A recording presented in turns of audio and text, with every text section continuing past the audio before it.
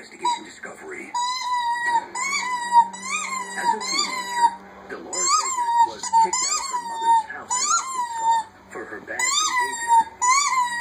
When Dolores went to Texas, she started to experiment with some pills and some marijuana and some other drugs. Now the 38-year-old has returned to live with her 60-year-old mother. And even after 2 decades apart, before mother and daughter once again come to blows. He left. He left at Chloe.